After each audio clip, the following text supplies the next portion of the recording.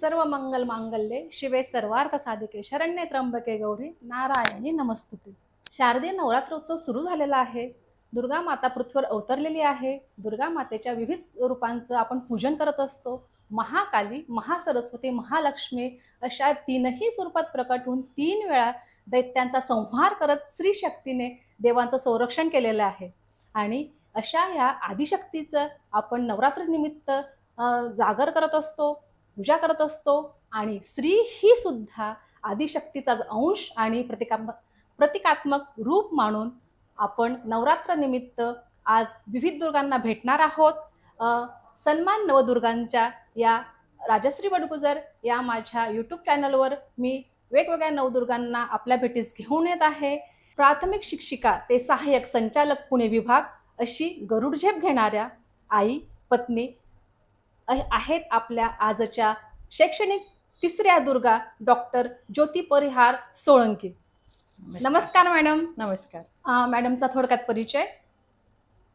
आपण 1996 मध्ये डीएड झालात, त्यानंतर पुढचं शिक्षण कंप्लीट करून एक्सटर्नल बाहेरून आपण बीए केलं, एमए केलं, बीएड झालात, एमएड झालात, set in education, PhD in education, एवढ्या सगळ्या डिग्र्या घेतल्यानंतर मॅडम आता लॉ करत आहे। खूप छान मॅडम। आजपर्यंतचा आपला प्रवास 1997 ते 2011 प्राथमिक शिक्षिका म्हणून कार्यरत, 2011 ते 2015 पुरंदर तालुक्यातील गट शिक्षणाधिकारी, 2015 ते 2018 हवेली तालुक्यातील गट शिक्षणाधिकारी, 2018 ते 2022 पुणे जिल्हा परिषद येथे उपशिक्षणाधिकारी, 2021 पासून विभागीय सचिव म्हणून वाशी बोर्डाचं काम पाहत आहात आणि 2023 पासून आपण सहाय्यक संचालक पुणे आपल्याला मिळालेले पुरस्कार 2015 ला मानव संसाधन विकास मंत्री दिल्ली यांच्या हस्ते गौरव पुरस्कार, 2016 ला केंद्र प्रमुख संघटनेचा राज्यस्तरीय पुरस्कार, राज्यस्तरावर केंद्र प्रमुख कार्यप्रेरणा तसेच विस्तार अधिकारी कार्यप्रेरणा प्रशिक्षण मध्ये तज्ञ मार्गदर्शक म्हणून आपण काम केलेले आहे। शैक्षणिक नेतृत्व विभाग प्रशिक्षण आणि शाळा सिद्धी या प्रशिक्षण मध्ये राज्यस्तर प्रशिक्षक म्हणून आपण काम केलेले आहे। तसेच आपण मार्गदर्शकही आहात। खूप छान मॅडम। आता बोलूया प्रश्नांकडे। मॅडम, आपण सहाय्यक संचालक आहात। खरं तर हे खूप मोठं पद आहे। प्रत्येक स्त्रीला अभिमान वाटावा असंच आपलं हे पद आहे। तर या पदावर आरूढ असताना आपल्याला कसं वाटतंय? खूप छान वाटते। एक प्राथमिक शिक्षिका पासून जो प्रवास सुरू केला तो आज एक सहाय्यक संचालक पुणे विभागामध्ये मी कार्यरत आहे आणि हे करत असताना एक खूप चांगलं काम करण्याची जी मनीषा माझी आहे ती पूर्ण होतीये, त्यामुळे मला अत्यंत आनंद होतो। खूप छान।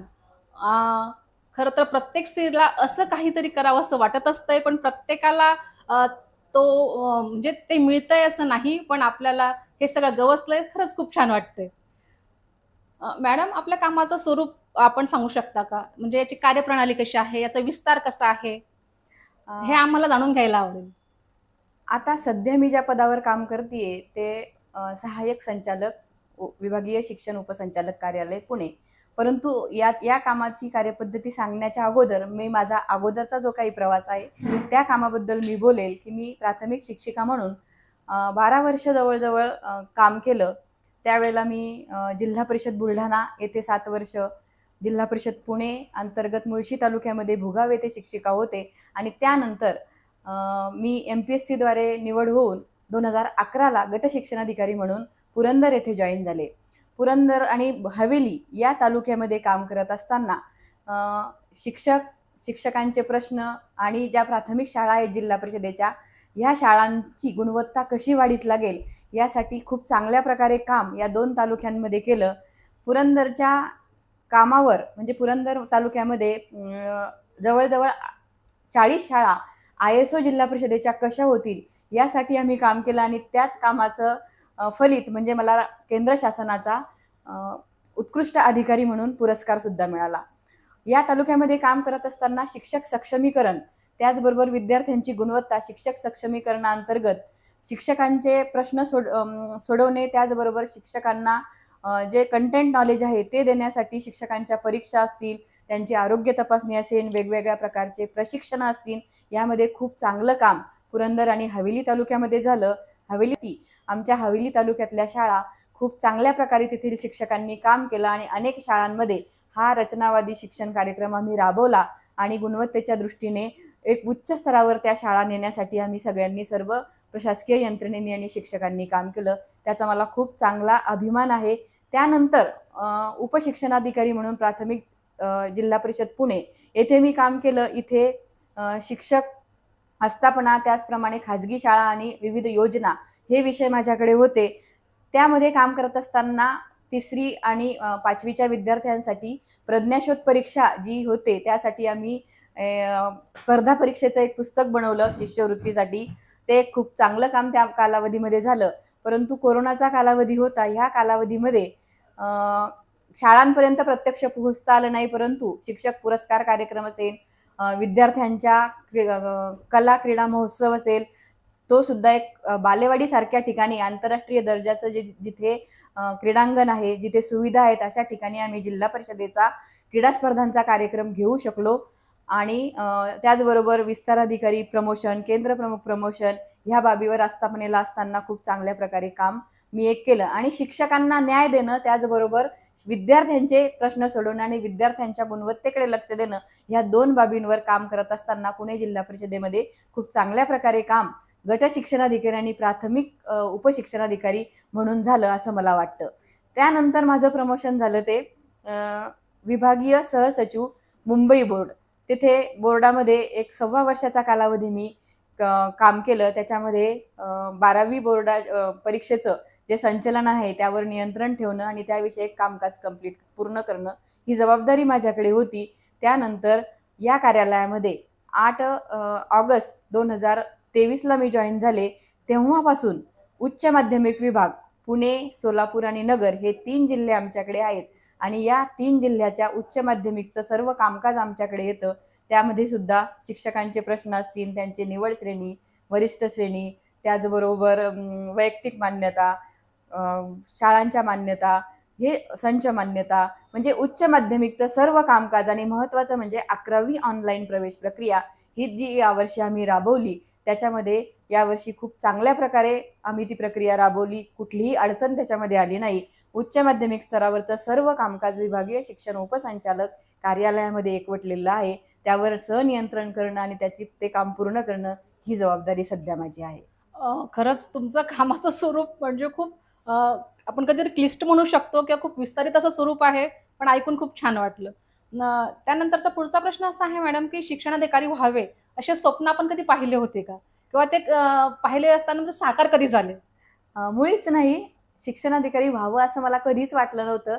इव्हन मी त्या पदाच्या बद्दल मला काहीही कल्पना सुद्धा नव्हती. परंतु मी 1997ला जिल्हा परिषद शिक्षिका म्हणून सुरुवात केली माझा प्रवास आणि त्याच्यानंतर लग्न झाल्यानंतर मी पुण्यामध्ये बदलून आले.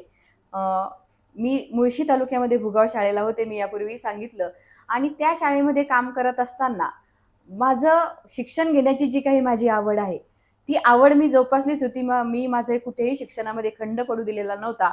मी BA MA झाले, BEd झाले आणि त्या शाळेमध्ये काम करत असताना कामाची आवड, शिक्षणाची आवड या दोन्ही काम करत असताना मला शाळेमध्ये येणारे जे काही वेगवेगळे अधिकारी होते, त्या अधिकाऱ्यांचा परिचय माझे मुख्याध्यापक मला करून द्यायचे आणि मॅडम तुम्ही आता एवढं शिकलात, तुम्ही स्पर्धा परीक्षा द्या असं मला ते सांगायचे. आणि ते जे सांगायचे त्याला एक फलित मिळालं. 2008ला MPSCची जाहिरात आली आणि त्यांच्या सांगण्यावरून मी फॉर्म भरला परीक्षेचा आणि ती मी परीक्षा दिली. आणि अचानक काही मनी ध्यानी नसताना मी गट शिक्षणाधिकारी म्हणून माझी निवड झाली आणि मी पुरंदर तालुक्यामध्ये 2011ला जॉईन झाले आणि त्याच्यानंतर पुढे असं प्रमोशननी मी आज या पदापर्यंत पोहोचली. म्हणजे आपण आजपर्यंत जे कष्ट केले त्याचं हे फलित आपण म्हणू शकतो. नक्कीच नक्कीच. म्हणजे प्रत्येकाने नेहमी काही ना काही करत राहिलं, काहीतरी आपण जेव्हा पॉझिटिव्ह करू त्याचं म्हणजे परमेश्वर आपल्या पाठीशी असतो आणि तो आशीर्वाद स्वरूपात ते आपल्याला फल देत असतो. अगदी बरोबर. आणि काम करत असताना माझा एक फक्त गुण आहे, की मी कधीही कोणत्या कामाला नाही म्हणत नाही. आणि त्यामुळे ते मला जे काही नॉलेज मिळालं, मला जी काम करण्याची आवड होती, त्यातनं मला जे काही मिळालं, ते त्या MPSC परीक्षेच्याद्वारे मला त्याचं फळ मिळालं. कारण संधी ही केव्हा चालून येते काही सांगता येत नाही. त्याच्यामुळे शिक्षणाच्या बाबतीमध्ये, कामाच्या बाबतीमध्ये मी कधीही कुठली गोष्ट त्याला ब्रेक मिळू दिला नाही आणि सर्व कामं शिकत गेले. तर त्याचा फायदा मला नक्कीच माझ्या आजपर्यंतच्या कामामध्ये होतोय असं मला वाटतं. आणि खरंच संधीचं सोनं झालं. आपण आज या पदावर आहात. खूप छान. आपण म्हणजे डी-एड पासून सुरू केलं, PhD पर्यंत आपण आलात आणि आता लॉ ही शिकत आहात. मग ह्या काळात कधी काही संघर्ष आपल्याला करावा लागला का? संघर्ष. मला असं वाटतं, की एखाद्या पदापर्यंत जेव्हा व्यक्ती पोहोचतो, तर त्यावेळेला त्या पदाने मिळणारं जे काही गोष्टी आहेत, त्या फक्त लोकांना दिसतात. परंतु त्याच्यामागे खूप मोठी कहाणी असते, की आपल्याला एखादी गोष्ट मिळवायची म्हटल्यानंतर संघर्ष तर करावाच लागतो, वेळ द्यावा लागतो, कौटुंबिक जबाबदाऱ्या असतात आणि हे सगळं करत असताना आपल्याला त्या पदाला सुद्धा न्याय द्यायचा असतो. तर मला वाटतं याच्यामागे खूप मोठा संघर्ष आहे. पहिलं मी म्हणेन, की एक महिला म्हणून शिक्षण घेत असताना आणि हे काम करत असताना, की आपल्या कुटुंबाचे जे काही प्रश्न असतात, त्याच्यावर मात करून पुढे जाणं ही खूप मोठी कठीण गोष्ट आहे. जे मी शिक्षण घेतलंय, मी तुम्हाला म्हणजे अभिमानाने मी सांगेल, की मी डी-एड, बी-एड केलं. बी-एडला असताना मी पूर्ण वेळ रजा टाकून रेग्युलर बी-एड केलं. त्यावेळेला माझ्या कुटुंबाने, माझे सासरची मंडळी असतील, माझी माहेरची मंडळी असतील आणि माझे पती या सगळ्यांनी मला साथ दिली, की 11 महिने विदाऊट पे मी रजा टाकली. त्यानंतर मी एम-एड केलं. एम-एडच्या वेळेला मी तुम्हाला म्हणजे सांगेल, की त्या एम-एडची मी ॲडमिशन घ्यायला गेले, त्यावेळेला नाशिकला यशवंतराव चव्हाण मुक्त विद्यापीठामध्ये त्यावेळेला माझा जो मोठा मुलगा होता, तो फक्त 1 वर्षाचा होता आणि त्याला 102 ताप होता. तो असताना मी ती ॲडमिशन घ्यायला तिथे गेले होते आणि ती ॲडमिशन झाल्यानंतर मी ते काम पूर्ण 2 वर्षांमध्ये माझं एम-एड पूर्ण झालं आणि एम-एड पूर्ण होण्याआधी मी सेटची परीक्षा झाले. त्याची पण खूप मोठी कहाणी आहे, की सेट परीक्षा देत असताना मी आदल्या दिवशी दवाखान्यामध्ये ॲडमिट होते आणि मी दुसऱ्या दिवशी माझी आई दुसऱ्या दिवशी सकाळी माझ्याकडे आली आणि ती आल्यानंतर मी एकदम तयारी करायला लागले, की "काय चाललंय तुझं?" मी तिला म्हटलं, "आज माझी सेटची परीक्षा आहे आणि मी पेपरला जातीये." ती मला बोलली, "तुला दवाखान्यातून आणलंय आणि तू आता परीक्षेला जातीये." मी म्हटलं, "मी फक्त पहिला पेपर कसा आहे तो बघून येते." आणि तिने पण मला परवानगी दिली. मी गेले, पहिला पेपर दिला आणि पहिला पेपर झाल्यानंतर माझा कॉन्फिडन्स वाढला, की आपल्याला खूप चांगला पेपर गेलाय. मग मी दुसरा पेपर दिला आणि अनपेक्षितपणे एम-एडचा रिझल्ट लागण्याच्या आधी मी सेटची परीक्षा पास झाले. त्यावेळेला सेटचा जो पेपर पॅटर्न होता, तो खूप वेगळा होता. एक पहिला क्वेश्चन पेपर असायचा ऑब्जेक्टिव्ह आणि दुसरा असायचा डिस्क्रिप्टिव्ह आणि तो पेपर क्लिअर करणं खूप कठीण गोष्ट होती आणि असं आजारी असताना अचानकपणे परीक्षेला जाऊन मी जे पास झाले, त्याच्यामध्ये मला माझं जे काही अगोदरचं काम होतं, तो अभ्यास मला कामी आला. त्याच्यामुळे मला अशा ज्या काही अडचणी आहेत, ह्या अडचणी दुसरी गोष्ट सांगायला मला आवडेल, की मी विस्तार अधिकारी शिक्षण या पदाची परीक्षा माझा मुलगा 13 दिवसाचा असताना दिलेली आहे. अरे वाह! ही कुठलीही स्त्री हे म्हणजे इमॅजिन पण करू शकणार नाही. कारण त्यावेळेला तोपर्यंत आपण बेडच्या खालीही नाही उतरत. हो. माझ्या 12 दिवसाचा मुलगा घेऊन 13व्या दिवशी आम्ही पुण्यामध्ये माझी आई आणि मी आलो होतो आणि मी त्या दिवशी ती परीक्षा दिली. तेव्हाही आईने मला जाण्यासाठी परवानगी दिली. परंतु दुर्दैवाने माझा MPSCचा निकाल लागल्यानंतर त्या परीक्षेचा निकाल लागला आणि त्याच्यामध्ये पण मी सिलेक्ट झाले होते. ते झाल्यानंतर मी सेट झाल्यानंतर PhDला ॲडमिशन घेतली. आता प्रशासनामध्ये काम करत असताना एवढं सगळं कठीण शेड्यूल असताना त्याच्यामधनं PhD कंप्लीट करणं हे खूप कठीण होतं. पुणे युनिव्हर्सिटीचं मी PhD करत होते, परंतु त्यातही वेळ काढून आणि जसा वेळ मिळेल ते मला 7 वर्ष ती गोष्ट पूर्ण करायला लागले. परंतु मी स्वतः सगळं काम केलं आणि मला 2019ला PhD अवॉर्ड झाली. त्यानंतर माझं प्रमोशन जेव्हा झालं मुंबई बोर्डामध्ये आणि मला असा प्रश्न पडला, की आता आपण एकटं तिकडे राहणार आहोत. सकाळ संध्याकाळची वेळ आपल्याला मिळणार आहे.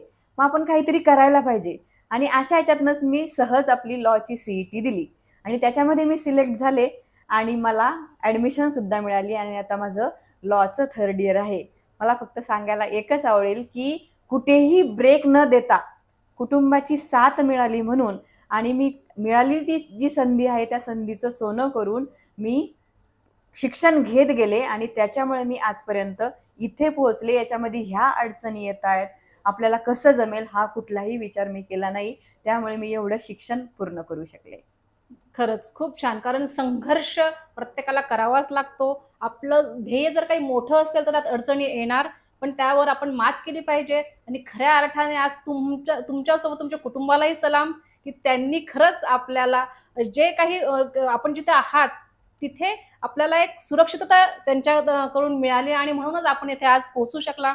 त्यामागे मग आपले पती असतील, सासू सासरे, आई वडील सगळ्यांचा त्यात आशीर्वाद आहेत, त्यांच्या सदिच्छा आहेत आणि म्हणूनच आपण आज इथपर्यंत पोहोचू शकलात असं म्हणावयास हरकत नाही. तर मग त्यानंतर पुढे आपण असं म्हणू शकतो मॅडम, आता हा इथपर्यंतचा प्रवास झाला, मग आपण जॉईन झालात, मग ऑन फील्ड म्हणजे शाळा किंवा स्कूल्सला आपण कधी जातात का, तिथे व्हिजिट करतात का? नक्कीच. म्हणजे गट शिक्षणाधिकारी असताना ह्या कामाला खूप चांगली संधी मिळाली, की गट शिक्षणाधिकारी हा तालुक्याचा प्रमुख म्हणून काम करतो आणि मुख्य काम त्याचं हे शाळांची गुणवत्ता वाढ ह्याच विषयावर मी लक्ष केंद्रित केलं होतं. त्यामुळे या शाळांच्या वार्षिक तपासण्या असतील, अचानक भेटी असतील, म्हणजे मी त्यावेळेला स्वतः ड्राईव्ह करून पुरंदर तालुक्यामध्ये जायची आणि सकाळी 7 वाजता मी शाळांवर असायची, की बापरे! विद्यार्थ्यांचा वर्गातला एक विद्यार्थी तपासणं आणि त्या विद्यार्थ्यांना काय येतंय, त्यांच्या क्षमता किती आहेत हे सगळं बघणं आणि त्याप्रमाणे सूचना देणं. आणि याच कालावधीमध्ये आम्ही पुरंदर आणि हवेली तालुक्यामध्ये खूप चांगल्या 2 योजना राबवल्या होत्या, की अचानक शाळा भेटी आम्ही सर्व केंद्रप्रमुख, सर्व पर्यवेक्षीय यंत्रणा आम्ही करायचो आणि त्या शाळांची गुणवत्ता तपासून आम्ही त्या शिक्षकांना मार्गदर्शन करायचो. त्यामुळे खूप चांगला बदल या दोन्ही तालुक्यांमध्ये झाला होता. अचानक अशा शाळा भेटी आता या कार्यालयामध्ये आल्यापासून विविध जे गुणवत्ता संवर्धन कार्यक्रम येतात, मुख्यमंत्री माझी शाळा सुंदर शाळा अभियान असेल, या निमित्ताने होतात. काही वार्षिक तपासण्यांच्या निमित्ताने होतात. परंतु फार जास्त जाणं होत नाही. परंतु उपशिक्षणाधिकारी आणि गट शिक्षणाधिकारी असताना खूप शाळा व्हिजिट केल्या आणि आवर्जून मी असे शिक्षकांचे किंवा शाळांचे जर काही कार्यक्रम असतील, मला सुट्टी असेल, जाता येत असेल तर मी तिथे आवर्जून भेट देते. कारण त्याचमुळे विद्यार्थ्यांशी संवाद होतो आणि नेमकं जे आपलं काम आहे अकॅडमिक करणं, त्या कामामध्ये मला जास्त आवड असल्यामुळे मला शाळा भेटी करायला खूप आवडतं. आणि मॅडम तिथे आपण जेव्हा जातात तेव्हा काही विद्यार्थ्यांच्या काही समस्या असतात का, त्या तुमच्याशी बोलतात का, त्या किंवा तुम्ही त्याच्यावर कसं सोल्युशन काढतात? नक्कीच बोलतात विद्यार्थी. जेव्हा आपण एखाद्या वर्गामध्ये जातो, तर त्या विद्यार्थ्यांशी जे आपण संवाद साधायला लागले, तर ते आपल्याशी बोलतात आणि आपल्याला त्यांचे प्रश्न सांगतात. आता छोट्या वर्गांमध्ये विद्यार्थ्यांपेक्षा शाळांमध्ये शिक्षकांचेच प्रश्न जास्त येतात. ते शिक्षक बोलतात. पण यावर चर्चा होते, संवाद साधला जातो आणि मार्ग काढले जातात. अं, शिक्षकांच्या काय काय समस्या असतात मग? आ आता जर आपण सरकारी शाळांचं जर बघायला गेलं तर तिथे शिक्षक नसतात, त्यांना साहित्य नसतं किंवा त्यांना जी इतर कामं असतात त्या विषयाबद्दल ते बोलतात. तर त्या विषयावर चर्चा करून त्यांना काय सोल्युशन आपण देऊ शकू याबद्दल आम्ही मार्गदर्शन करतो. आणि आता आपण शिक्षकांचा विषय काढलाय, तर सध्या एक शिक्षकांची अशी आपल्याला एक रीग ऐकायला मिळते, की आम्हाला म्हणजे शाळांमध्ये जरा कमी शिकवायला लागतंय किंवा मिळतंय, वेळ कमी मिळतो आणि ऑनलाईनसाठी खूप जास्त आम्हाला प्रयत्न करावे लागतात, तर खूप जास्त वेळ त्याच्यावर खर्च करावा लागतो. याबद्दल आपण काय सांगणार? कसं आहे, की आपण जेव्हा काम करत असतो, एक व्यवसाय म्हणून तो न करता ते एक आनंदाचं आणि समाधानाचं काम आहे, ही जर आपण वृत्ती ठेवली, तर आपल्याला कुठल्याच कामाचा बोजा वाटणार नाही. परंतु ही जी ऑनलाईनची कामं आहेत, एक शिक्षक म्हणून काम करत असताना ती विद्यार्थ्यांशी निगडीत कामं आहेत. म्हणजे शिकवण्याचं जे काम आहे, त्याच कामाच्या संदर्भामध्ये जर तुम्हाला मुख्यमंत्री माझी शाळा सुंदर शाळेचं काम ऑनलाईन करायचं असेल, महावाचनचं करायचं असेल, तर ते विद्यार्थ्यांच्या गुणवत्तेशी निगडीत ही कामं आहेत. त्याच्यामुळे ऑनलाईनच्या कामाला जर तुम्ही शिक्षकांनी व्यवस्थित सिस्टमॅटिक त्याचं प्लॅनिंग केलं, ते काम विशिष्ट वेळामध्ये संपवलं, तर त्यांना त्यांच्या अध्यापनाच्या कामासाठी वेळ मिळेल.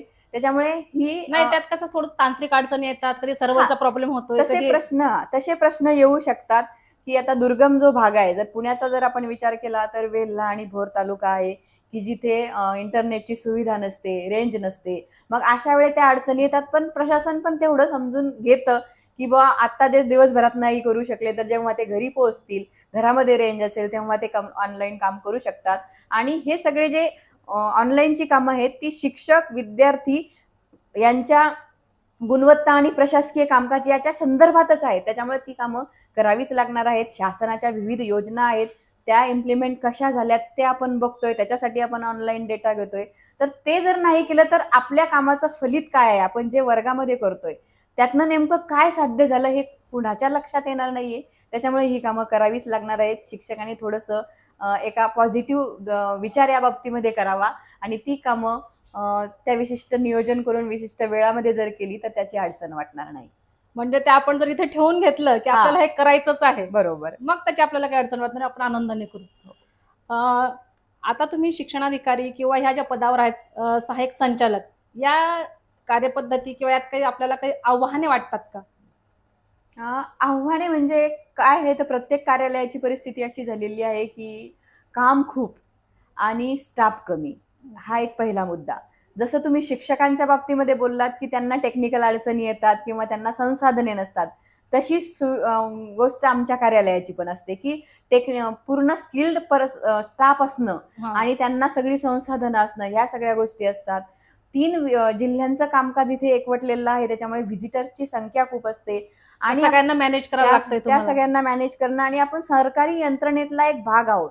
त्याच्यामुळे खाजगी सारखं की बुवा आमची ही विशिष्टच वेळ आहे, याच वेळेला तुम्ही आम्हाला भेटायचं, असं आपण एकदम रिस्ट्रिक्शन्स कुणाला करू शकत नाही आणि त्या व्हिजिटर्सच्या संख्येमध्ये जे कार्यालयीन कामकाज असतं ते राहून जातं. मग त्याच्यामुळे व्हिजिट होत नाहीत बाहेर आणि ज्या अकॅडमिकवर आपल्याला फोकस करायचा आहे, जसं आपल्याला वार्षिक तपासण्या करायच्या आहेत, शाळांच्या अचानक भेटी करायच्या आहेत. आता 11वी ऑनलाईन प्रक्रिया कंप्लीट झाली, परंतु त्या कॉलेजेसच्या भेटी करायच्या आहेत, विद्यार्थी उपस्थिती तिथे आहेत का, तर अशी कामं थोडीशी या कार्यालयीन कामाच्या व्यापामध्ये राहून जातात. तर हे सगळं थोडंसं मॅनेज करावं लागेल असं मला वाटतं.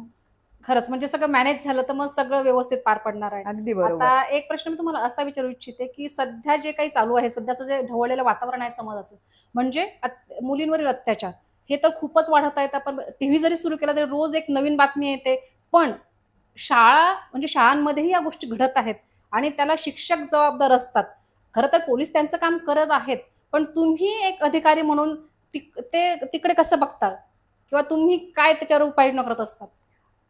कसं आहे, ही जी बाब आता समोर आलेली आहे विद्यार्थिनींवर किंवा इतर जे काही अत्याचार आहेत या संदर्भामध्ये, खरं तर हे लाजिरवाणी गोष्ट आहे, असं व्हायला नको. परंतु ह्या खूप गोष्टी दुर्दैवी घटना खूप असतात या दुर्दैवी सगळ्या. घटना आहे. परंतु ह्या गोष्टी होत आहेत, तर याच्यावर नियंत्रण आणण्यासाठी शासनानेच अनेक उपाययोजना केलेल्या आहेत.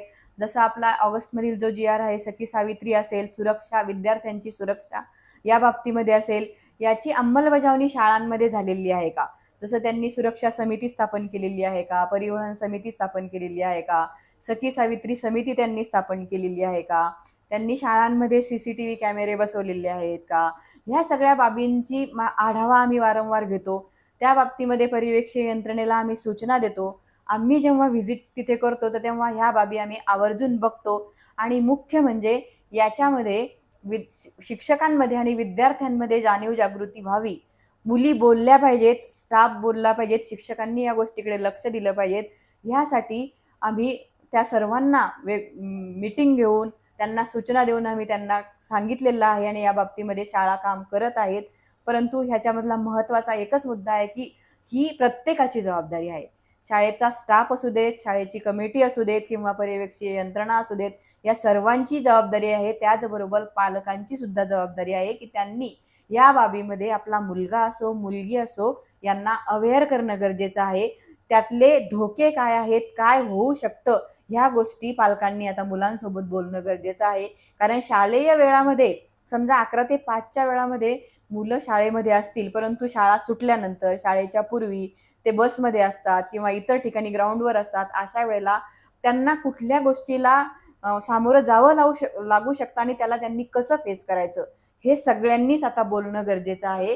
ही गोष्ट आता लपून ठेवण्याची राहिलेली नाही. तर या बाबतीमध्ये कुठेतरी मुलांवरही संस्कार देण्याची गरज आता आलेली आहे. कारण आपण आतापर्यंत जसं मुलीला सांगत होतो की तुझं चरित्र सांभाळ, बरोबर आता आहे. ह्या सगळ्या गोष्टी कुठेतरी मुलांना आपल्याला सांगावं लागणार आहे की तूही स्त्री शक्तीकडे सन्मानाने बघ. हेही आपल्याला कुठेतरी मुलांच्या मनावर बिंबावं लागणार आहे. नक्कीच. जेव्हा घरामध्ये एक मुलगा आणि एक मुलगी असते, तर आई वडील त्या मुलाला मुलीची जबाबदारी घेण्याची जाणीव करून देतात. रक्षाबंधनाला तो मुलगा त्या मुलीला राखी बांधतो आणि तिची जबाबदारी घेतो. मग घरामध्ये भाऊ म्हणून त्या मुलीची जशी जबाबदारी घेतो, तशी शाळेमध्ये सुद्धा येणारी एक मुलगी ही माझी बहीणच आहे आणि तिची जबाबदारी माझ्यावर आहे, हे मुलाला कुठेतरी बिंबवल्यात त्याच्या मनावर गेलं पाहिजे. आणि त्या जबाबदारीने, घरामध्ये ज्या जबाबदारीने तो वागतो, त्या जबाबदारीने एखाद्या बाहेरच्या मुलीला जर अशा प्रसंगाला सामोरं जावं लागत असेल, तर तेव्हा तो बोलला पाहिजे. हे प्रत्येक मुलाला शिकवणं सुद्धा आज काळाची कारण गरज आहे. ही जी विपरीत मानसिकता आहे ही मला नाही वाटत ती कमी होईल, काळानुरूप ती वाढतच जाणार आहे. तर त्यासाठी स्वतः मुलींनी, स्त्रियांनी स्वतःच कुठेतरी सामर्थ्यशील व्हावं, सक्षमशील व्हावं आणि स्वतःची दुर्गा कुठेतरी दाखवून द्यावी, एवढंच आपण सांगू इच्छितो. अगदी बरोबर, हे आपल्याला करावंच लागेल. आणि आता एक असा प्रश्न मी आपणास विचारू इच्छिते की खासगी शाळांकडे पालकांचा कल जास्त वाढतोय, तर त्याबद्दल आपण काय भाष्य करणार? कसं आहे, आजची जी परिस्थिती आहे, या परिस्थितीमध्ये मेट्रो सिटी ज्या आहेत, पुणे असेल, मुंबई असेल किंवा इतरही ग्रामीण भागामध्ये आता खाजगी शाळांचं प्रमाण वाढलेलं आहे. आणि या नाही, आपण खेड्यांकडे जरी गेलात ना, तरी अगदी 10-10, 15-15 किलोमीटर लांब खाजगी शाळांमध्ये शिकायला पाठवतात. परिस्थिती असू दे नाही तर नसू दे, इंग्लिश मिडियमचा फॅडही वाढलंय. बरोबर आहे, परंतु इंग्रजी माध्यमातल्या ज्या काही पुढच्या संधी आहेत उच्च शिक्षणाच्या, त्याच्यामुळे आपल्या मुलाला चांगलं इंग्रजी बोलता आलं पाहिजे. जागतिकीकरणाच्या आजच्या काळामध्ये बाहेर गेला तर तो टिकला पाहिजे. आणि कुठेतरी पालकांनी ठरवून टाकले की माझ्या मुलाला इंग्लिश मिडियम मध्ये जायचंय किंवा हे बनायचंय, आणि त्याच्यामुळे पालकांचा अशा शाळांकडे ओढा वाढलेला आहे. परंतु मला असं वाटतं की इंग्लिश मिडियमच्या शाळांमध्ये प्रवेश घेईल म्हणजेच तो मुलगा पुढे जाईल असं अगदी नाहीये. बरोबर. आपण कुठे आमच्या- शिकलो इंग्लिश मिडियम मधनं? आमच्या जिल्हा परिषद शाळांमधले, सरकारी शाळांमधले जे काही मुलं आहेत, ही मुलं सुद्धा अनेक क्षेत्रामध्ये मोठ्या पदांवर गेलेली आहेत, ते त्यांच्या क्षेत्रामध्ये यशस्वी झालेली आहेत. त्यामुळे पालकांनी ह्या गोष्टीची विचार करणं गरज आहे की आपला मुलगा, जसं आपण आधीच्या विषयावर बोललो, की आपला मुलगा आलेल्या समस्येवर कशा प्रकारे तोंड देऊ शकतो, तो कसं त्याला उत्तर देऊ शकतो आणि जीवनामध्ये तो यशस्वी कसा होऊ शकतो, याच्यासाठी लाईफ स्किल्स शिकणं आज गरजेचं आहे. त्याच्यामुळे फक्तच इंग्रजी माध्यमातून शिक्षण घेणं याच्यावर किंवा गुणांच्या आधारावर तो कुठल्या तरी स्पर्धा परीक्षामध्ये टिकेल असं नाहीये. तर तो स्वतःहून कसा शिकतोय, त्याला कुठल्या गोष्टीमध्ये त्याला रस आहे, हे बघून पालकांनी शाळांची निवड करावी. त्याच्यासाठी माध्यम महत्वाचं नाहीये, तर तिथे काय दिलं जातं ते महत्वाचं आहे. आणि याच्यासाठी पालकांनी स्वतः या गोष्टीचा विचार करावा आणि त्यांनी निर्णय घ्यावा असं मला वाटतं. पण आज योग्य म्हणताय तुम्ही. पण आज असं झालेलं आहे की आपल्या घराजवळ असे अनेक पर्याय उपलब्ध झालेले आहेत आणि ते बघून पालक तिकडे आकृष्ट होतात. परंतु आपण जर काही रेशो काढला किंवा आपण जर बघितलं तर सरकारी शाळांमधली मुलं कुठेही मागे नाहीयेत. त्याचाही विचार करावा. मराठी माध्यमातली कुठे मागे नाहीयेत. ते त्या मुलाच्या तो किती शिकण्याकडे त्याचा कल आहे, आकलन किती करतोय आणि त्याला काय करायचं आहे आणि पालकांनी त्याला काय ठरवून दिलेलं आहे, ह्या गोष्टी पण खूप महत्वाच्या आहेत. खरंच अगदी योग्य सल्ला दिलाय तुम्ही. आता तुम्ही हे एवढं सगळं कामाचं व्यवस्थापन करत असतात, त्यामध्ये आपल्याला डिजिटल साधन जे आहेत त्यांचा काय किंवा कसा उपयोग आपण करून घेत असतात? आता डिजिटल, आता कसं झालेलं आहे, कोरोना कालावधीमध्ये डिजिटल जी माध्यमं आहेत ह्याचा उपयोग सर्वच कामामध्ये, जसं अकॅडमिक्स असेल किंवा प्रशासकीय कामकाज असेल आमचं, ह्याच्यामध्ये व्हायला लागला. की प्रत्येक ठिकाणी आता आम्ही कुठेही ऑफलाईन मिटिंगला कुणाला बोलवत नाही. जास्तीत जास्त मीटिंग ज्या ऑनलाईन होतात त्याच्यामध्ये वेळ वाचतो, प्रत्येकाचा पैसा वाचतो आणि स्वतःच्या घरी राहून किंवा स्वतःच्या कार्यालयामध्ये राहून जिथे आहे तिथे स्वतःचं कामकाज सांभाळून व्यक्ती त्या मीटिंगला जॉईन होऊ शकतो. अनेक लोकांशी आपण एकाच वेळेला संवाद साधू शकतो. जसं मी तुम्हाला सांगितलं की 11वी ऑनलाईन प्रक्रिया आम्ही यावर्षी राबवली. या सगळ्या प्रक्रियेमध्ये आम्ही एकही मीटिंग ऑफलाईन यावर्षी घेतलेली नाही. सर्व कॅबच्या मीटिंग आम्ही ऑनलाईन घेतल्या. मुख्याध्यापकांच्या मीटिंग आम्ही ऑफलाईन सुरुवातीला घेतल्या, परंतु नंतर ज्या इतर विषयांच्या संदर्भात मीटिंग आहेत त्या सगळ्या मीटिंग आम्ही ऑनलाईन घेतल्या. म्हणजे आम्ही आमच्या कार्यालयातनं ते त्यांच्या कामाच्या ठिकाणाहून जॉईन होऊ शकतात. आम्हाला एखादी माहिती मागवायची असली तर आम्ही गुगल स्प्रेडशीट, गुगल लिंक देतो, त्याच्यावर पटकन माहिती मागून घेतलो म्हणजे ती माहिती आम्हाला त्याचं संकलन करणं सोपं जातं. ती आम्हाला रेडी माहिती मिळते. म्हणजे कुठेतरी एखादा हार्ड कॉपी कागद गेला, तो यायला 4 दिवस लागतील असं होत नाही. आमची समायोजनाची माहिती असेल, आदेश असेल, मेलद्वारे हे सगळं जातं. पटापट निर्णय घेतले जातात. अगदी बरोबर, सगळं निर्णय होतात आणि आपल्याला ह्या सगळ्या माध्यमाचा अत्यंत चांगला उपयोग आपल्या कामकाजामध्ये, आपल्या मॅनेजमेंटसाठी आपल्याला करता येऊ शकतो. अगदी आणि तो आम्ही करतो. त्यानंतर आता एवढं सगळं आपण सांभाळत आहात, तर आपल्याला कामाचा किंवा फॅमिली पण आपण सांभाळत आहात, तर कधी कामाचा ताणतणाव जाणवला का? किंवा जाणवला असेल तर आपण त्याचं व्यवस्थापन कसं करतात? कसं असतं, कुठलंही काम करत असताना ताण हा असतोच, कुठेही असतो. परंतु तो आपण ताण घ्यायचा, की तो आनंदाने तो ताण बाजूला करून आपलं काम करायचं. माझं असं तत्व आहे, की मी कुठलंही काम हे हसत-हसत स्वीकारते आणि हसत-हसत करते. मला कितीही म्हणजे तुम्ही मला आत्ता भेटलाय, परंतु जर तुम्ही संध्याकाळी 8 वाजता जरी आलात, तरी माझा चेहरा असाच असेल. रात्री 10 वाजता जरी आलात, दिवसभर मला कितीही व्हिजिटर्स असले, तरी माझा संध्याकाळी 10 वाजताही चेहरा असाच असतो.